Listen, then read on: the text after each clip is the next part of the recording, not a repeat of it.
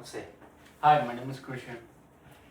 Imagine working an entire month and still being unable to afford enough food for your family.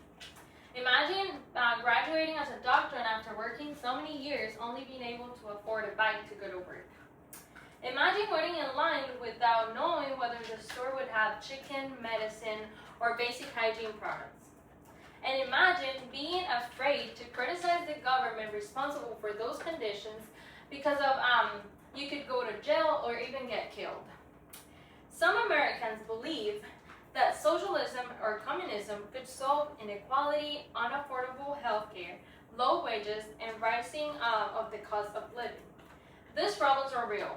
However, communism is not the solution. I grew up under communism in Cuba and personally experienced many of its limitations. I also researched both sides of the issue using information from Harvard University, the Congressional Research Service, the World Food Program, the World Bank, and the United Nations Refugee Agency. First today, I will explain why communist ideas attract some Americans. We will discuss the economic and political consequences of these systems, and then we will find a better way to address this inequality without surrendering economic and political freedom. Some young Americans are becoming dissatisfied with capitalism and more interested in socialist ideas. High housing costs, healthcare expenses, inflation, and financial insecurity have caused so many young people to question the current economic system. According to Harvard University's 2025 youth poll, 39% of people from 18 to 29 years old supported capitalism. This also found out that 21% supported socialism and 29% supported democratic socialism. Supporters argued that greater government control could create equality and make healthcare, education, and housing more affordable. However, communism is different from ordinary government programs. Public school, Social Security, Medicare, and assistance programs can exist within a market economy. Under communism, the government controls most major industry, production, employment, and distribution. When the government controls both the economy and political institutions, citizens can become dependent on the same government they need to criticize. Cuba demonstrates the economic problems associated with extensive government control. According to the World Food Program, Cuba's economy contracted by 15% over 6 years. This organization also reports persistent inflation, fuel shortages, and limited food availability. These statistics support what many Cubans experience through low purchasing powers, daily blackouts that can last more than 24 hours, and lack of medicine, food, electricity, and other necessities as I myself have experienced while living in Cuba. The opposing side argues that communism alone did not create Cuba's problem. Supporters of the Cuban government point to the U.S. embargo, the COVID-19 pandemic, natural disasters, and dependence on imported food.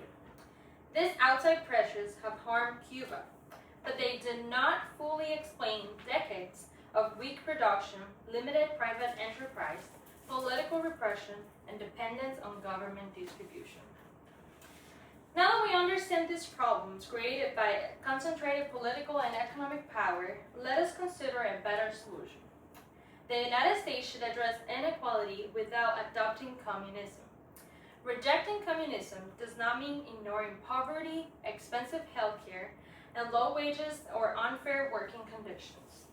A better solution would be a democratic economy, with government regulation, private ownership and competition, public programs, and also citizens that can correct problems through voting and law.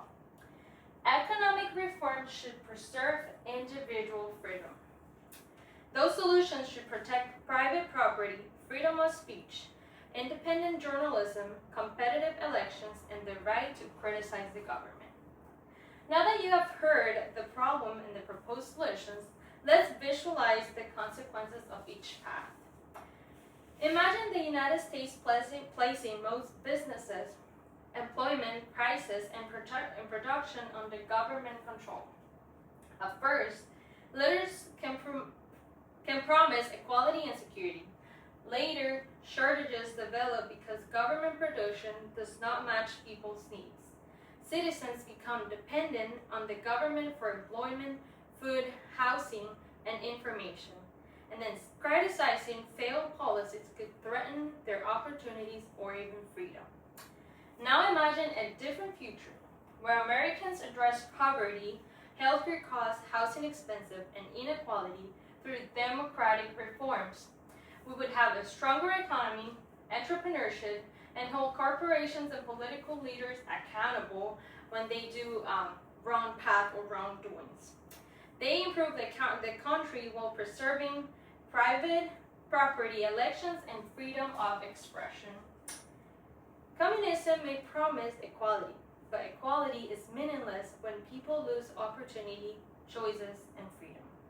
Young Americans have legitimate concerns about inequality and financial insecurity. However, evidence from Cuba and Venezuela demonstrates the risk of concentrating political and economic power in the government. For me, communism is not simply an idea discussed in a textbook. I lived under this system in Cuba. I witnessed shortages, limited opportunities, and the consequences of being dependent on the government. Before supporting a politician or proposal that promotes communism or extensive government control of the economy, I ask you to complete 3 actions. Research one country that has implemented central economic planning. Compare the system promises with its documented economic, political, and migration outcomes, and support reforms only when they preserve private ownership, competitive elections, and freedom of expression.